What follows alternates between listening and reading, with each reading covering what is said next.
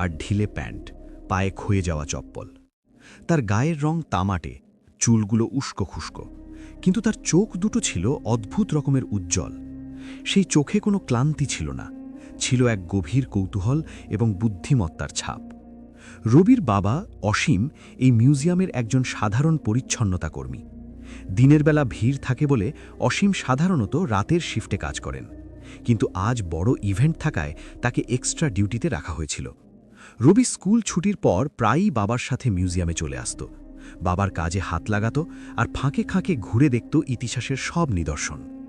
মিউজিয়ামের প্রতিটি কোণা রবির চেনা, মুঘল আমলের তলোয়ার থেকে শুরু করে সিন্ধু সভ্যতার মাটির পাত্র, সব কিছুর সাথেই যেন রবির এক গোপন বন্ধুত্ব ছিল। তবে এই সিন্দুকটি তাকে চুম্বকের মতো টানত। গত 1 মাস ধরে যখন বাবার সাথে সে রাতে আসত, তখন সে ঘণ্টার পর ঘণ্টা সিন্দুকটির দিকে তাকিয়ে থাকত। সে সিন্দুকটিকে স্পর্শ করত না, শুধু দেখত। রবির একটি বিশেষ গুণ ছিল, সে জিনিসপত্রের দিকে তাকিয়ে তাদের গল্প বুঝতে চাইত। তার দাদু, যিনি এখন আর বেঁচে নেই, তিনি ছিলেন গ্রামের এক নামকরা কামার এবং তালা চাবি মেরামতকারী। দাদু রবিকে ছোটবেলায় বলতেন, দাদু ভাই, মনে রাখবি, সব তালা গায়ের জোরে খোলে না।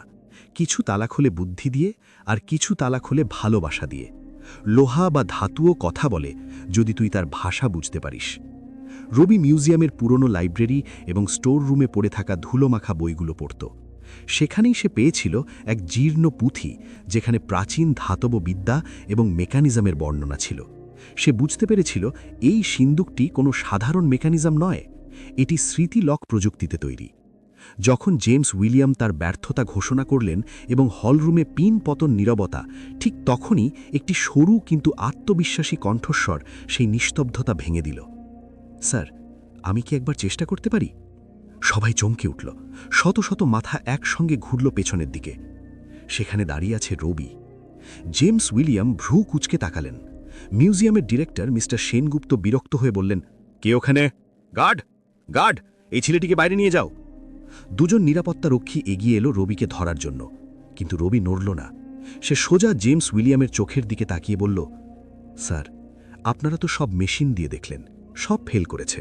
আমি কোনো মেশিন ব্যবহার করব না, আমাকে শুধু একবার সিন্দুকটা ছুঁয়ে দেখতে দিন। জেমস উইলিয়াম প্রথমে অবাক হলেন, তারপর হো হো করে হেসে উঠলেন। তার হাসি দেখে বাকিরাও হাসতে শুরু করল। সাংবাদিকরা তাদের ক্যামেরা আবার অন করল, ভাবল হয়তো কোনো হাস্য কৌতুক হচ্ছে। জেমস মাইকে বললেন, দেখো কাণ্ড, আমেরিকা থেকে আসা আমার মতো টেকনিশিয়ান, যার কাছে বিশ্বের সেরা যন্ত্রপাতি আছে, সে হার মেনে নিল। আর এই চুনোপুটি, যার পরনে ভালো জামা নেই, সে বলছে সিন্দুক খুলবে। কি দিয়ে খুলবি খোকা? জাদুমন্ত্র দিয়ে? দর্শকদের মধ্যে হাসির রোল পড়ে গেল। কেউ টিটকিরি দিয়ে বলল, এই, এটা মিউজিয়াম, সার্কাস নয়, বাড়ি যা। ভিড়ের মধ্যে থেকে অসীম দৌড়ে এলো, তার হাতে ঝাড়ু। সে ভয়ে কাঁপছিল। ছেলের হাত ধরে সে ফিসফিস করে বলল, রবি, তুই পাগল হয়েছিস? বড় বড় সাহেবরা আছে, চুপ কর, চল এখান থেকে। আমার চাকরিটা খাবি নাকি?